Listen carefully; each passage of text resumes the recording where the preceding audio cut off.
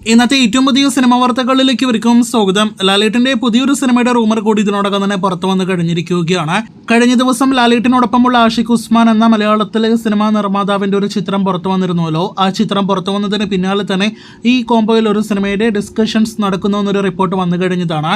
ഇപ്പോഴത്തെ ആ പ്രോജക്റ്റിനെ കുറിച്ചുള്ള കൂടുതൽ റിപ്പോർട്ടുകൾ പുറത്തു വരുമ്പോൾ രതീഷ് രവി എന്ന ഇഷ്ക്, അതോടൊപ്പം തന്നെ ആലപ്പുഴ ജിംഖാന എന്നീ സിനിമകളുടെ റൈറ്റർ ഒരു കഥ ലാലേട്ടനോട് പറഞ്ഞു കഴിഞ്ഞുവെന്നും അതൊരു പോലീസ് കഥയാണ് എന്നൊരു റിപ്പോർട്ട് കൂടിയാണ് പുറത്തു വന്ന് കഴിഞ്ഞിരിക്കുന്നത്. നിലവിൽ പ്രാരംഭഘട്ട ചർച്ചകൾ മാത്രമേ നടക്കുന്നുള്ളൂ. എന്തായാലും പോലീസ് കഥ ലാലേട്ടൻ ഇഷ്ടപ്പെടുകയാണെങ്കിൽ ഒരുപക്ഷെ ലാലേട്ടന്റെ ഒരുപാട് വർഷങ്ങൾക്ക് ശേഷമുള്ള പോലീസ് വേഷമായിരിക്കും നാം കാണാനായിട്ട് ഒരുങ്ങുക. സംവിധായകൻ പുതിയ മുഖമായിരിക്കുമെന്നാണ് മറ്റൊരു പ്രധാനപ്പെട്ട ഈ പ്രൊജക്ടിന്റെ സവിശേഷത. സമീപകാലത്തെ മലയാളത്തിലെ യുവ സംവിധായകന്റെ അസോസിയേറ്റ് സംവിധായകൻ കൂടിയാണ് ലാലേട്ടൻ സിനിമയുടെ സംവിധായകൻ എന്ന റിപ്പോർട്ടുണ്ട്. എന്തായാലും പ്രൊജക്ട് നടക്കുമോ ഇല്ലയോ എന്ന് ഭാവിയിൽ കണ്ടറിയാം. കണ്ണപ്പ നാളെ തിയേറ്ററുകളിലേക്ക് എത്തുന്ന ലാലേട്ടൻ കൂടി ഭാഗമാക്കുന്ന അന്യഭാഷ പാൻ ഇന്ത്യൻ ബിഗ് ബഡ്ജറ്റ് സിനിമയാണല്ലോ. ചിത്രം തിയേറ്ററുകളിലേക്ക് എത്താനായിട്ട് മണിക്കൂറുകൾ ബാക്കി നിൽക്കവേ ഇപ്പോഴത്തെ കഴിഞ്ഞ മണിക്കൂറിലെല്ലാം തന്നെ മികച്ച ടിക്കറ്റ് വിൽപ്പന ബുക്ക് മൈ ഷോയിലൂടെ നടക്കുന്നു. സിനിമയുടെ ഷോ ആരംഭിക്കാനായിട്ട് ഇനിയും ഒരുപാട് മണിക്കൂറുകൾ ബാക്കി നിൽക്കവേ ഇപ്പോഴത്തെ 6000-ഓളം ടിക്കറ്റുകളാണ് കഴിഞ്ഞ മണിക്കൂറിൽ സിനിമയുടേതായിട്ട് വിറ്റഴിച്ചിരിക്കുന്നത്.